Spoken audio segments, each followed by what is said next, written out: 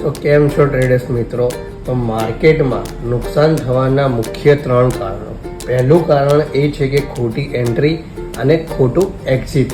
મોટાભાગના ટ્રેડર્સો કોઈ પ્લાન વગર માર્કેટમાં એન્ટ્રી લે છે, ઘણીવાર માર્કેટમાં ડરના કારણે એક્ઝિટ જલ્દી કરી લે છે, તેનાથી માર્કેટમાં ઘણીવાર લોકોને નુકસાન થતું હોય છે. બીજું કારણ છે કે રોંગ ટ્રેન્ડ, કે માર્કેટ ઘણીવાર બુલિશ હોય ત્યારે આપણે બેરિશ સાઇડ ટ્રેડ લઈએ છીએ અને જ્યારે બેરિશ હોય ત્યારે માર્કેટમાં આપણે અપ સાઇડ ટ્રેન્ડ લેતા હોઈએ છીએ. તો ટ્રેન્ડ ખોટો નક્કી કરવો એ બી એક માર્કેટને આપણે નુકસાન તરફ લઈ જાય છે. અને ત્રીજું કારણ છે કે સપ્લાય અને ડિમાન્ડ ઝોન.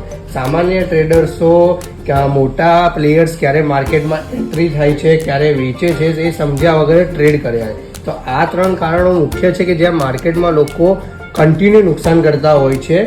હું તો એક જ વસ્તુ કહીશ, જ્યાં વિધિ હોય છે ત્યાં નફો હોય છે, અને જ્યાં વિચાર હોય ત્યાં વિકાસ હોય છે. અને માર્કેટમાં હંમેશા ડિસિપ્લિન સાથે ટ્રેડ કરવું એ ખૂબ જ મહત્ત્વનું છે.